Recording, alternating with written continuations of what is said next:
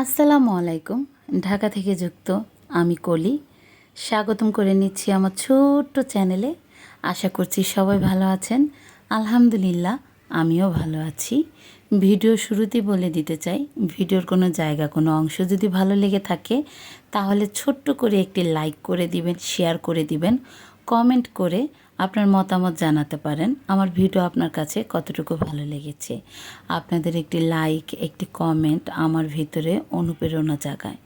তো তখন ইচ্ছেও আসে নতুন করে আরেকটি ভিডিও বানাতে। তো যাই হোক, রান্নাবাড়িও শুরু করে দিলাম। মস্ত বড় একটা রুই মাছের মাথা নিয়ে নিলাম।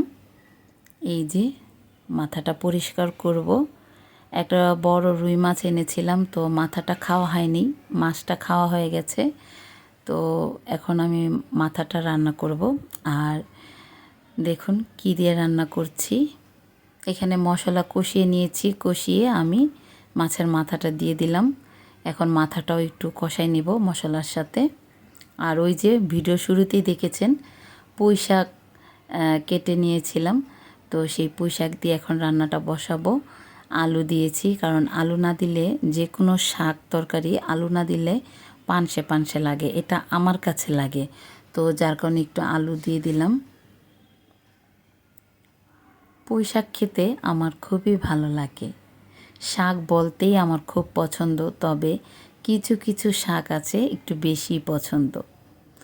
আমার খাবারের তালিকায় কোনো বাছ নেই। অনেকে বলে যে আমি এই মাছটা পছন্দ করি না, এই সবজিটা পছন্দ করি না।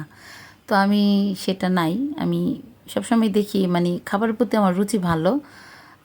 আমার ভিতরে সেই খাবারের প্রতি কোনো ভাঁজ নেই।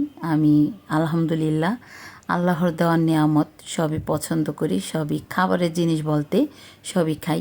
তো এখানে আমি রান্না করতেছি, আর রান্নার মাঝে মাঝে আমি ঘর গুছাচ্ছি। তো চাদরটা অনেক ময়লা হয়ে গেছে, চাদরটা উঠাই নিছি। আর এই যে এই চাদরটা বিছিয়ে নিলাম। এটা বাহিরের চাদর, আমার ঘরে যে আসে সেই প্রশংসা করে এই চাদরটার। কালারটাও পছন্দ করে, আর কাপড়টা তো খুবই আরামদায়ক কাপড়। তো এই যে ঘরটাও গুছিয়ে নিলাম।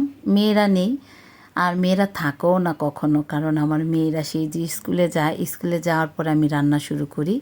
ওরা থাকতে আমি কখনোই রান্না শুরু করি না। তো যাই হোক, রান্নাবান্না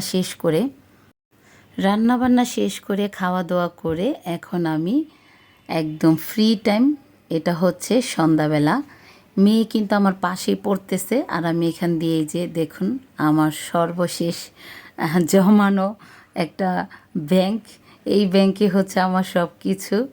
মানে একটা নারী কি করে, সে বাজার করে, এটা করে সেটা করে, 2টা টাকা 10টা টাকা যাই জমায় এই ব্যাংকে জমায়। তো অনেকের মাটির ব্যাংক ভিডিওতে দেখায় যে মাটির ব্যাংক ভেঙে অনেক টাকা দেখাচ্ছে, জানি না আমার এটাতে কত টাকা আছে। কিন্তু আমারটা হচ্ছে প্লাস্টিকের তালা ব্যাংক। আমি এই জন্যই নিছি, কারণ আমার এটা ওয়ার্ড্রোফে থাকে। তো দেখা যায় আমি যখন তখন ধরি টাকা ফালাই।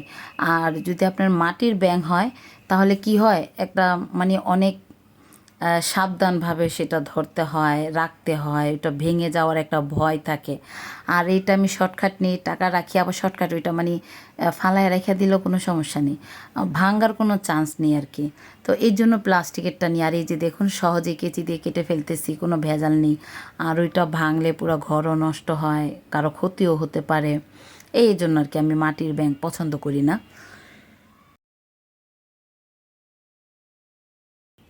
আমার পছন্দ হয় না বলে তার অন্য কারো হবে না, এমন কোনো কথা নেই।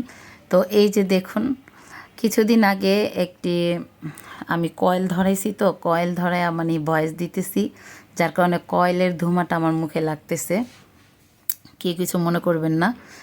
তো এখানে এখন তো বৃষ্টির দিন, তো দেখা যায় অনেক মশা ঘরে, এই জন্য কয়েল ধরাইতে হইছে। তো এই যে দেখুন এখানে কত টাকা আছে, আপনারা অবশ্যই অবশ্যই কমেন্ট করে আমাকে জানাবেন কত টাকা আছে। আর এই যে কিছুদিন আগে আমি একটা ভিডিও দিছিলাম স্বর্ণ বিক্রি করার, একটা শর্ট ভিডিও। তো এই আর কি, একটু সমস্যা আছি তো। তো ইনশাল্লাহ সমস্যাটা কেটে যাবে বছরখানিক। মানে একটা রেন মাথার উপরে আছে, বছরখানিকের রেন। তো ইনশাল্লাহ দোয়া করবেন আমার স্বামী, যদি আল্লাহ যদি ওনাকে বাঁচায় রাখে, হেদায়েত দান করে, শরীরটা সুস্থ রাখে, কামাই রোজগার রাখে, তাহলে আমাদের এই রেন্টটা দিতে একটু সময় লাগবে না। তো আমি আর কি আমার স্বামীকে একটু হেল্প করতেছি এই আর কি। তো কিছুদিন আগে স্বর্ণ বিক্রি করছে, অনেক অনেক কথা বলছে, কিন্তু দেখুন স্বর্ণগুলো তো আমার হাজব্যান্ডই দিছে, মানে আমার স্বামী তো দিছে এই স্বর্ণগুলো, আমি তো আমার বাপের বাড়ি থেকে আনি নাই। এই স্বর্ণগুলো আমার স্বামী আমাকে এক এক সময় এক একটা বানিয়ে দিয়েছে, নিয়ে এসেছে বাহির থেকে। তো এখন যদি স্বামীর লাগে তাহলে কি স্বামীকে দিব না? স্বর্ণ বিক্রি করে কেন, নিজের জীবনটা শেষ করে হলো স্বামীকে দিব। তো যাই হোক, স্বর্ণ বিক্রি করে দিলাম, এখানে আমার ব্যাংকটাও কেটে নিলাম, সেই ব্যাঙের টাকাগুলো এখন আমার স্বামীকেই দিব। আর স্বামীকে কেন, মানে আমরা স্বামী স্ত্রী দুজন মিলেই তো এক নাকি? স্বামীর ঋণ আমার ঋণ, আমার ঋণ আমার স্বামীর ঋণ, একই তো কথা। তো আমার স্বামীকে দিচ্ছি। তো ইনশাল্লাহ বছর খানিকের একটা ঋণ তো চলে যাবে, সমস্যা নাই। দোয়া করবেন আপনারা, আর বেশি বেশি করে সাপোর্ট করবেন, আমার ভিডিওটা লাইক করবেন, শেয়ার করবেন, তাহলে ইনশাল্লাহ আমরা এগিয়ে যাব। আর এগিয়ে যেতে পারলে অনেক কিছুই ইনশাল্লাহ করতে পারবো। একজনের উসিলায় কিন্তু একজন অনেক কিছু করতে পারে, না হয় কিন্তু হয় না। তো এখানে কত টাকা অবশ্যই কমেন্ট করে বলবেন। আল্লাহ হাফেজ।